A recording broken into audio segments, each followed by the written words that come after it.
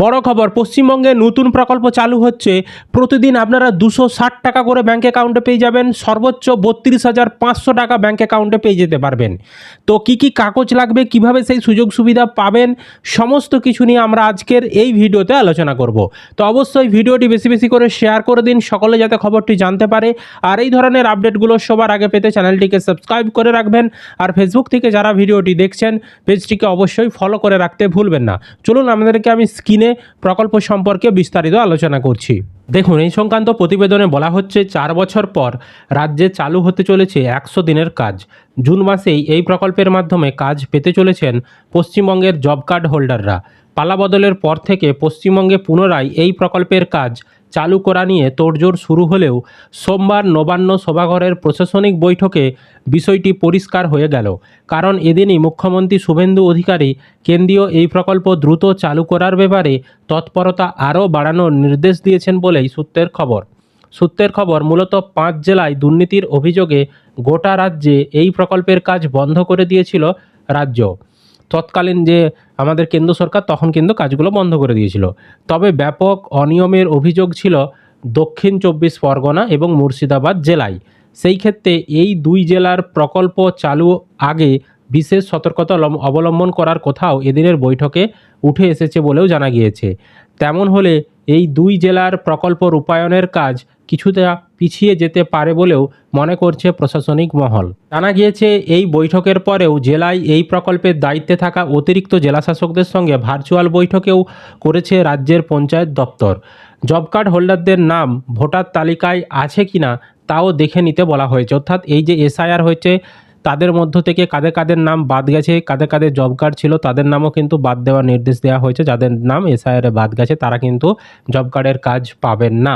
এখন আরেকটি আপডেটেও বলা হয়েছে, ফের রাজ্যে শুরু হতে চলেছে 100 দিনের কাজের প্রকল্প। যদিও খাতায় কলমে তা এখন আর 100 দিনের নয়, 125 দিনের। অর্থাৎ আগে 100 দিন কাজ দিত সর্বোচ্চ বছরে, এবার আপনাদেরকে বছরে 125 দিন পর্যন্ত কাজ দেওয়া হবে। কেন্দ্রীয় সরকারের নয়া নামকরণ অনুযায়ী ভিভি রামজি প্রকল্প শুরু হবে জুনের প্রথম সপ্তাহ থেকেই। তবে শুরু হলেও আপাতত এই প্রকল্পের আওতা থেকে বাদ থাকছে দুটি জেলা, মুর্শিদাবাদ এবং দক্ষিণ 24 পরগনা। বাকি জেলাগুলো নিয়ে কিন্তু কাজ শুরু হয়ে যাবে। সোমবার নবান্নে দপ্তরগুলি সচিবদের সঙ্গে দীর্ঘ বৈঠক করেন মুখ্যমন্ত্রী শুভেন্দু অধিকারী। সেখানেই রাজ্যে চালু না হওয়া কেন্দ্রীয় প্রকল্পগুলির সঙ্গে দ্রুত সংযুক্ত হওয়া, জমিজট কাটানো, ঘাটার মাস্টার প্ল্যান সহ নানান কিন্তু আলোচনা হয়েছে। আরেকটি বিষয় এখানে দেখুন, এই যে জব কার্ডের কাজ তাতে স্বচ্ছতা আনতে এবং বৈধ জব কার্ড হোল্ডাররাই যাতে কাজ পায় সেই জন্য বর্তমানে কিন্তু কেওয়াইসি করার কাজও কিন্তু সেরে ফেলা হচ্ছে। দেখবেন আমাদের পঞ্চায়েতে কিন্তু জব কার্ডের কেওয়াইসিও বর্তমানে হচ্ছে। সূত্রের খবর, এখনও পর্যন্ত প্রায় 70%-এরও বেশি শ্রমিকদের কেওয়াইসি সম্পূর্ণ হয়েছে। যে সমস্ত শ্রমিক এর বাইরে রয়ে গিয়েছে তাদেরও দ্রুত কেওয়াইসি সম্পূর্ণ করার নির্দেশ দেওয়া হয়েছে সংশ্লিষ্ট দপ্তরকে। তো যাদের জব কার্ড রয়েছে তারা অবশ্যই কেওয়াইসিটা করে রাখুন, নইলে কিন্তু কাজ আসলে আপনারা কাজ পাবেন না। কেওয়াইসিটা করা হচ্ছে মূলত ভুয়ো জব কার্ড ধরার জন্য, যারা মারা গেছে তাদের নাম বাদ দেওয়ার জন্য। তো এই কেওয়াইসি করার জন্য ওনাদের মোবাইল অ্যাপের মাধ্যমে আমাদের মুখের ছবির মাধ্যমে কেওয়াইসিটা করা হচ্ছে।